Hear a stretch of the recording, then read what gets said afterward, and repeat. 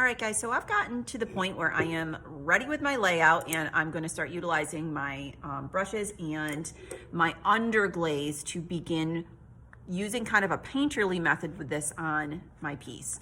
So let's talk a little bit more about that underglaze. Make sure that you are reading the containers. Now, you know in the classroom that I have the overglazes in a completely separate cabinet from my underglazes. But once in a while, somebody puts something back that is not in the correct place. So I've seen students using underglazes when they should be glazing, and I've seen students using glazes when they should be underglazing.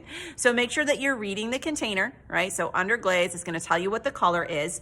And please read the directions. So shake well for opaque coverage, apply 3 even coats to greenware or bisqueware.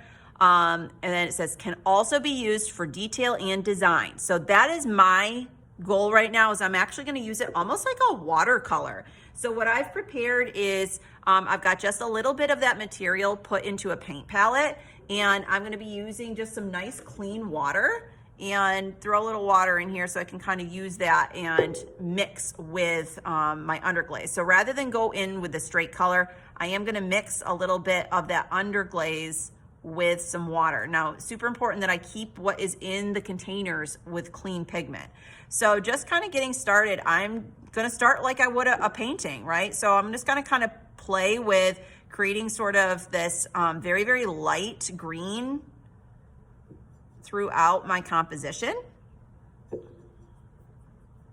Now, one thing you do need to keep in mind, guys, if you're working with this underglaze, if you don't have enough of that pigment built up on the surface and then you go ahead and you put a clear over the top of it, you may very well lose that. So you do want to have enough of that color built up on the surface of your pieces that you do see it in the long run when it gets fired. So obviously this is just me beginning this composition on the interior of my bowl, just kind of playing with almost like watercolor types of mark making on the surface. But what I want to talk about now is, okay, so can I now go in and start working with a darker color and playing with values in a little bit of a different way than I have before? This is more like me actually painting. Now, remember, guys, with the underglazes, it is similar to a paint, but it is not a paint, but it is more what you see is what you get.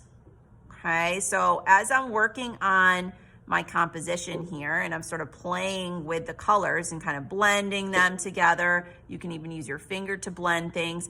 It will behave similar to a paint, but it is not the same thing as a regular paint.